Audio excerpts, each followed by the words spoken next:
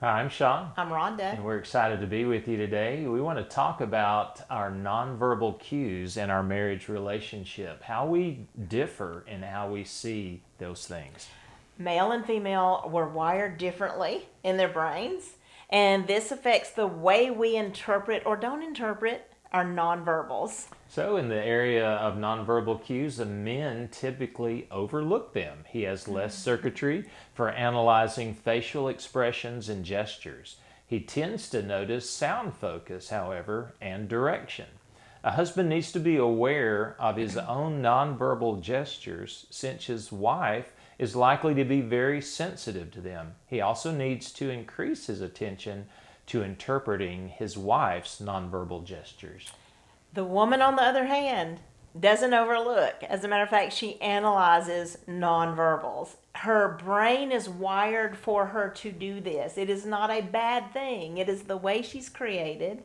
So she has more circuitry for analyzing facial expressions and gestures and is more expressive when communicating as she speaks and as she listens. She tends to notice greater differences in frequency and tone while she groups and analyzes sounds.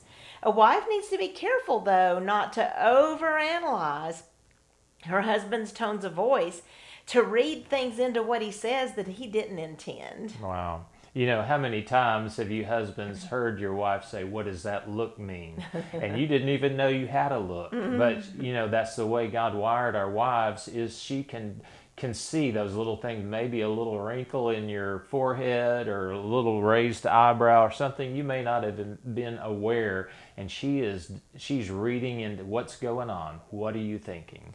Remember, she has this circuitry going on to help her read and sense and feel emotions and relationship. She is very keen and sensitive in this direction.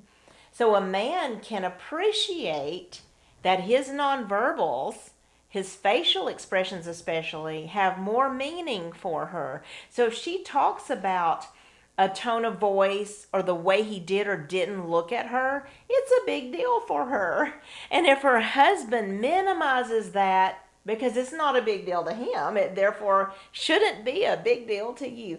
But her brain was created to notice it. Why would that be important? It would be important because we do need to watch our facial expressions. If we're trained at home, we're better people. Yeah. Our ability to minister thrives because we get these things pointed out that we might need to be aware of. No, I think this is kind of an amusing difference when it says that men typically are noticing sound focus and direction. You know, sometimes we can hear a gunshot, for example. We live out in the country, so you hear a gunshot, and I can tell pretty much exactly where it's coming from, and Rhonda could be concerned maybe not knowing is this too close to us? And so that's just a very basic, simple difference, but it's very interesting to see that God did wire us a little bit differently in that area. Notice that she notices the differences in the frequency and that she's grouping these tones.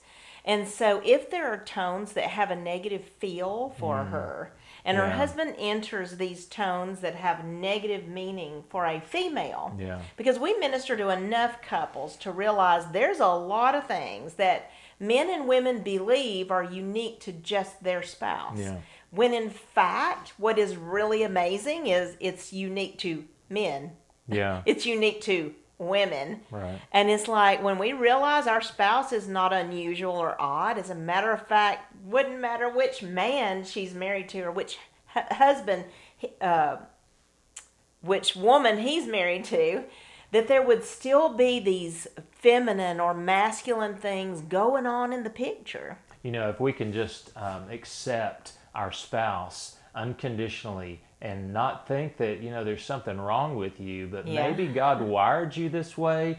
Maybe I need to learn how to work with you, how to value, how to appreciate the perspective that you have that's different than mine and learn how to blend with it. We would be getting along together much more easily. Maybe the appreciating of why in the world would God provide things that are so different in this picture? Why would He make one of each? And they're very different. As we look at one more thing, I was thinking is the women over analyzing things he didn't intend. I think we have to be gentle with our analyzing women. I think we have to be careful not to think, well, you looked a certain way and therefore it means this or that. Well, it doesn't necessarily mean this or that. I think one thing that can be surprising is that the man isn't thinking to the extent we women are in words. We think that men are thinking like we think, and they don't. And because we have so much going on in our verbal centers, we think, oh, that expression means he's thinking this and he's thinking that and he's thinking, because we can go from 0 to 90 in, less than a minute. The man isn't. He's not doing all that inside. It's not as active in there as it is in a female brain, not in the same way. It's a much more simple world. I don't know if I would say that.